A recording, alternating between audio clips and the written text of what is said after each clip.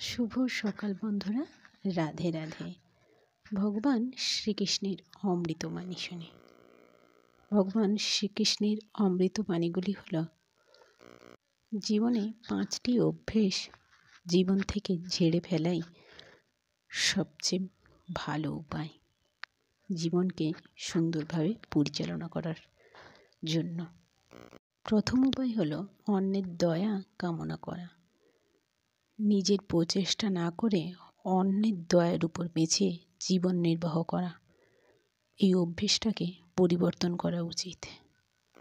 জগৎ ও জীবনে সব কিছুই পরিবর্তনশীল, কিন্তু এই পরিবর্তনকে ভয় পেয়ে বা পরিবর্তন ভুলে বা পরিবর্তনকে না মেনে নিতে পারাটাই সবচেয়ে বড় কষ্টের। সব কিছুই পরিবর্তন হবে সময়ের সাথে সাথে, তাই চেষ্টা করুন এই পরিবর্তনটাকে মেনে নিতে। তবেই জীবনে বাধা বিঘ্ন কমই ঘটবে। তৃতীয়ত, যেটা ঘটে গেছে সেটাকে তো আমরা পাল্টাতে পারিনি, কিন্তু যেটা ঘটবে সেটাকে তো আমরা পরিবর্তন করতে পারি। তাই অতীত নিয়ে পড়ে থেকে জীবন অতিবাহিত করা কখনোই উচিত নয়। বর্তমানকে নিয়ে ভাবা উচিত, কারণ অতীত ঘটে গেছে আর বর্তমান ঘটতে চলেছে। তাই কর্ম প্রচেষ্টা সেভাবেই করো যাতে তোমার বর্তমানটা ভালো হয়। নিজেকে অন্যের কাছে ছোট বা হীন মনে করলে কখনো তুমি এগোতে পারবে না। তাই নিজেকে নিজে যেভাবেই সেভাবেই নিজেকে মেনে নাও।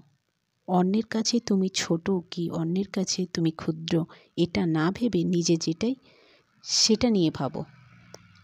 অন্যের থেকে হয়তো এগোতে পারছো না, কিন্তু পিছিয়েও তো তুমি নেই। তাই চেষ্টা করো নিজের যেটুকু আছে সেটুকু নিয়েই খুশি থাকার। আর পঞ্চম হলো অতিরিক্ত চিন্তা করা, হীনমন্যতায় ভোগা। অতিরিক্ত চিন্তা যখনই তুমি মনের মধ্যে আশ্রয় নেবে, তখনই তুমি কখনো ভালো কাজ করতে পারবে না।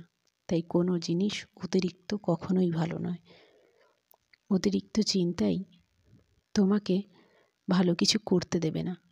তাই মন থেকে চিন্তা ঝেড়ে ফেলে সুস্থভাবে কর্ম করো, আর তোমার কর্মই তোমার আগামী দিনের ভবিষ্যৎ। তাই নিজের কর্ম সুনিশ্চিত করো, আর নিজের উদ্দেশ্য ঠিক রেখে নিজের কর্ম করো।